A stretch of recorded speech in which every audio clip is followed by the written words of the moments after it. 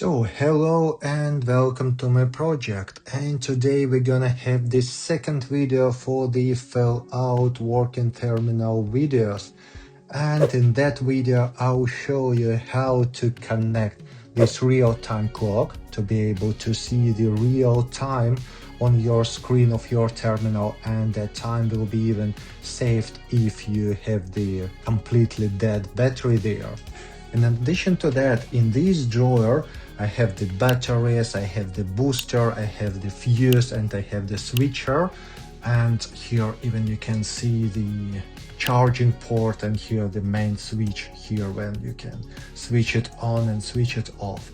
I will complete the entire assembly and entire power supply of the Arduino. Meanwhile, that power supply, that everything inside this drawer there, is the universal power supply for any of your Arduino powered pieces of the project. So let's go and gonna see how to make it.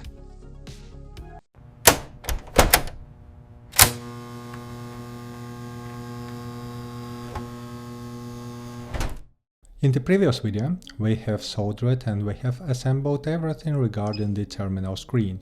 As you can see now, we have working the SPI screen at the moment, we have functional buttons, so you can hear the sound, and in addition to that, when we are waiting 5 seconds, that will be screensaver with the real-time temperature and atmospheric pressure. But at the same time, you can see that there are no times still here.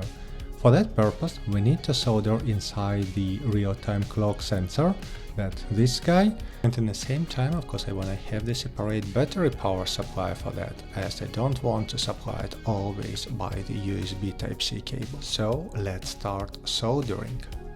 We still will be using that soldering diagram which is available in the description, and that time we will focusing on that bottom elements.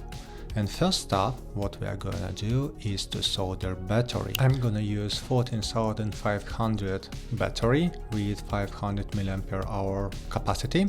So, and then we will need the charger for that. I will use same USB Type-C charger as I'm using for any other project, plus it have the protection of the battery for the overcharging.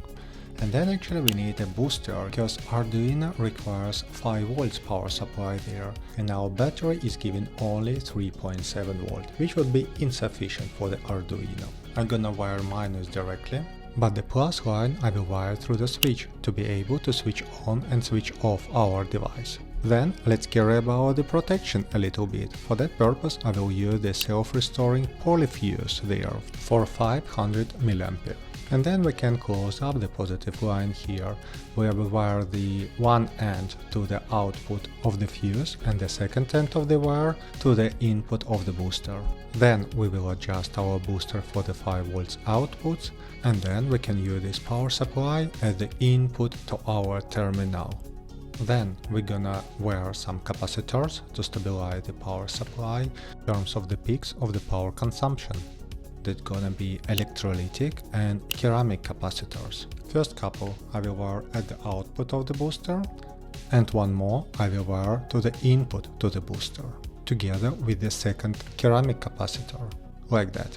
And honestly speaking, this is my very typical and only setup for the power supply I'm using for all of my dioramas. That could be different sensors, screen, buzzers, LEDs and so on, but the power supply is always similar. Let's proceed with the soldering of the charging board. Firstly, I soldering plus and minus cables out of the battery holder to the plus and minus terminals of the charging board, like that.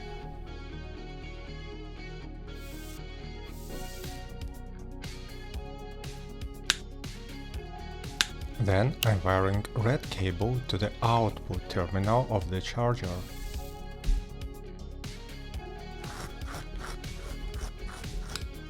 And soldering black cable to the output minus terminal of the charger.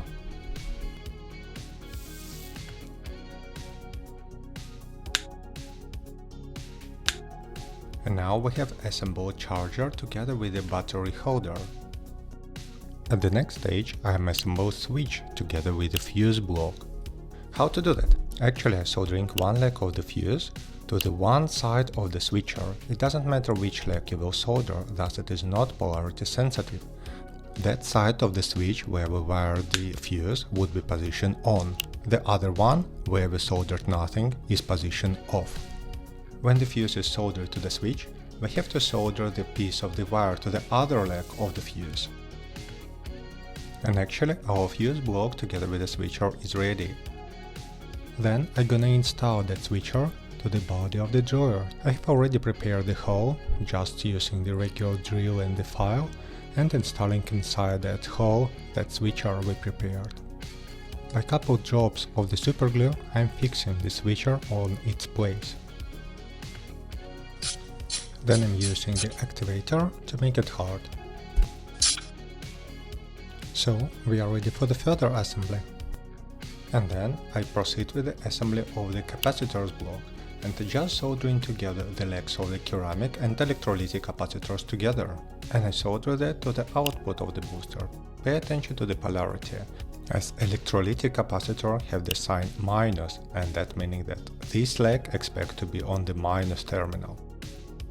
And then to the positive terminal of the booster I connect in the output from our fuse.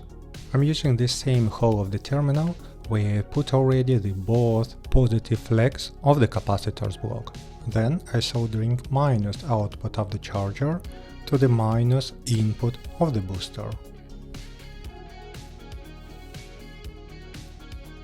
I'm assembling second set of the electrolytic and ceramic capacitors and soldering them to the other side of the booster. Thus we will have capacitor set on the input and the output of the booster. Generally we have completed assembly of the autonomous power supply to diorama. And what we are having here? We have a battery holder for 40,500 battery that's coming to the battery charger. After charger, negative line coming to the booster directly and the positive line through switcher coming to the fuse, and from the fuse it's coming to the entrance for the booster. Booster input and output have the set of the capacitors, ceramic and electrolytic. On the next stage I installed everything inside the body, and now that looks like that. And before I show connection to the terminal screen with all the sensors and Arduino, I need to set up booster for the 5V output. I'm using multitester to measure voltage, and now as you can see it is around 3.8 volts there. And then I'm using screwdriver and screwing the bolt on the side of the booster to set the voltage on the 5 volts.